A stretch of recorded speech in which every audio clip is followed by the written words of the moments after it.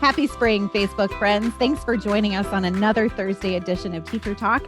I'm Angie Garza, Director of Professional Learning and Educational Services at ROE 47, serving Lee, Ogle, and Whiteside counties.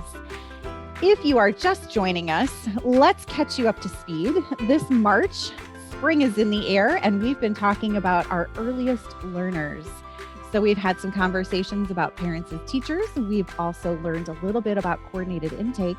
And today we're going to have some focused conversations about preschool and kindergarten, because we know that is on the horizon for many of our young learners. As usual, I am joined on this fine Thursday by my friend, colleague, and co-host, Ms. Stacy Dingus. Hello, Stacy. Good morning. Good morning, Angie. How are you doing this morning?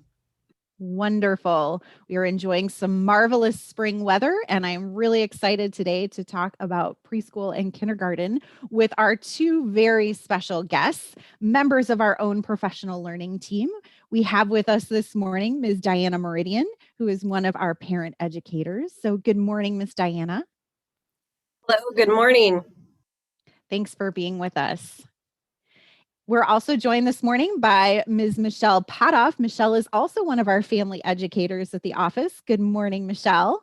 Yes, we are so excited to have both of you here today to talk with us a little bit more about early learning. So I think I'm actually going to start off with you, Michelle.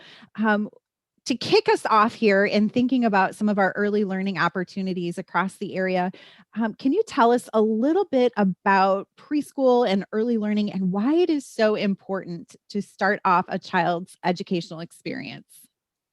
Those early learning years are so important. Children are growing at astonishing rates, socially and emotionally, as well as academically. So we're talking math and literacy foundational skills. And they use the world around them as a model to learn and grow and develop. And those years are so incredibly important, both in preschool and at home as well. So it's been a little bit for me. So I think it's important for us to talk about, since early learning is so important. Diana, can you help us understand a little bit about preschool eligibility and as a parent, and especially if I'm a new parent, what are my options? What do I need to do? What does that look like? So parents can check in with their local school districts to see if they have a preschool for all program. If they do, they might need income requirements. They might need to make sure that they have their immunizations, physical form. The child will need to be at least 3 years old and up to 5 and not be kindergarten ready or kindergarten eligible by September 1st. They will also need to have a screening to see where they would need to be placed, and just to see if they are eligible for the program. They might also need to have income requirements just in case. Just like Angie, it's been a while since I've had a little preschooler or kindergartner. But Michelle, if I did have a little one that was transitioning into kindergarten, what do I need to know? And then what can I do as a parent to help with that transition? That's a great question. It's a huge milestone, isn't it? It's really kind of a 3-part thing that you need to think about. Really, there's the logistics, the social emotional aspect, and then the academic learning as well. Logistically, you're going to want to find your home district and register your child for kindergarten. You're also going to want to plan to attend any open houses or back to school nights they have. And then they will also be required to have physical immunization records and then dental and eye exams for kindergarten. Going along with that, change is hard, especially for those little ones if they don't know what to expect. So do your best to prepare them emotionally for what they're going to be experiencing. You can do that by arming them with some knowledge. Like I said, plan to attend those back to school nights. Learn your child's teacher's name. Start to talk about school in a positive way. If you have the opportunity, introduce them to some of their classmates or some of their friends that they might be seeing at school. And you also want to ask them about their feelings. As much as we have a hard time with transition and change, little kids do too. And they need to know that we're there for them. And then you always hear people talking about kindergarten readiness and what that means in terms of academics as well. Really, the best thing that you can do is lots of playing and reading and talking. Play is a child's best work. And so supported play where your child chooses and takes the lead, but while you're also asking questions and helping deepen their knowledge, will really prepare them, and it helps them learn literacy skills and language skills. It helps them socially and emotionally, and it even gives them some literacy and math foundations as well. So just playing is oftentimes the best thing that parents can do to get their children ready for that. Michelle, that is such great advice. I think sometimes as parents, we think that we need to go get this workbook or enroll in this program, but really it's that quality time spent with our children engaged in authentic play that can make the biggest difference in terms of their learning and their socialization. So thank you so much for those important reminders. Absolutely. My last question is actually for Diana. One of the reasons why we decided to kind of focus on early learning in the month of March is because we know this is the moment in the year where we kind of start thinking about closing out this school year, transitioning to summer, and then gearing back up again for fall, if you can believe it.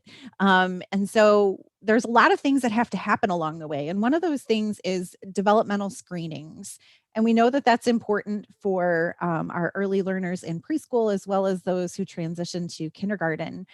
There are a lot of screenings available in our local community for various programs, and we would encourage everyone to take advantage of those. They are free, and they will give you important information about your child's growth and development. So in thinking about that, Diana, what is that screening like, and what can it tell us about our children? And I might add that screening, and correct me if I'm wrong, we can start screening children as early as birth for some of those developmental milestones. So can you tell us a little bit about that and what that looks like and what opportunities there are? So screening is not a pass or fail kind of, it's not a test. It's not pass fail. It's not, anything like that. It's to see where a child is at any given moment in their life, whether that is at, birth, 6 months old, or, 3 years old. It's just kind of to see where they are kind of on their journey through life. It is not a diagnosis or anything like that. It is just kind of, this is where you are. For preschool, we often do screenings kind of in the spring or in the summer before registration. And so that, the child would come to the school or to wherever they're doing preschool screening, and they most often are doing the screening by themselves without parental help because we want to see where they are. And even though we know that they might do very well with their alphabet at home, just to see where they are on an individual basis, because preschool is where they're going to show their independence and their self-confidence. So we want to see where they are. One of the things that, as somebody who does screenings, things that you could maybe do at home, try using scissors. I know a lot of families have a hard time with scissors. We get a lot of kiddos that are a little anxious with that, but that's always a fun thing to play with. You can do Play-Doh, things like that. With kindergarten's a little different. Some schools do kindergarten screenings and some schools don't, depending on whether or not they had preschool experience or just their kindergarten school requirements. So that would be decided on the school level, whether or not they will be doing a kindergarten screening. There is also another screening for our English language learners that they might also have to do as well. Thank you so much for that information, Diana. Ladies, any final words as far as maybe what some of those screenings might tell our parents, or the importance of early learning? Anything you would like to add? I'd say just reach out and in your community, look around, figure out where the preschool or the kindergarten programs are. A lot of them, if they're preschool for all, they're state funded, which is free to the participants. And that's huge. So take advantage of anything that we have out there. Again, kind of really just take those opportunities to play and talk with your child. Some of that is the best things that you can do. And then as far as those screenings, Diana really touched on it. They're a snapshot of a moment in time, and it's nothing to be anxious about. It's nothing to be worried about. And really, it's nothing to even have to prepare for. It's a good way to learn, what your child's strengths are and what the areas where they can grow a little bit are. And so it's nothing to be worried about or scared about. And I would just encourage you to take advantage of anything that you have in your area.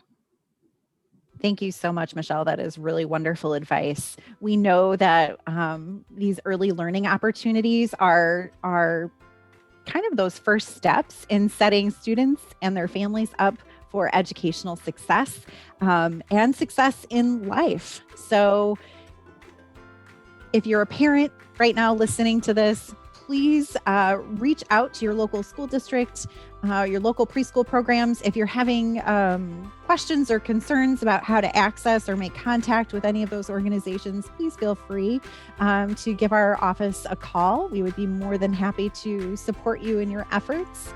But this is a really important time in our child's growth and development, and we want to make sure that we are starting our children and our families off successfully. So we appreciate Diana, Michelle, the fact that you have taken time out of your busy schedules to spend some time with us here today on our Thursday edition of Teacher Talk. And I would just like to say to our Facebook community, on behalf of myself, Ms. Diana and Michelle, and my friend and co-host, Ms. Stacy Dingus, thank you so much for tuning in to this Thursday's edition of Teacher Talk. Enjoy the rest of your day. Perhaps some of you are on some spring breaks, so we're hoping that you're enjoying those as well. Have a wonderful weekend, and we will see you right back here next Thursday for another edition of Teacher Talk.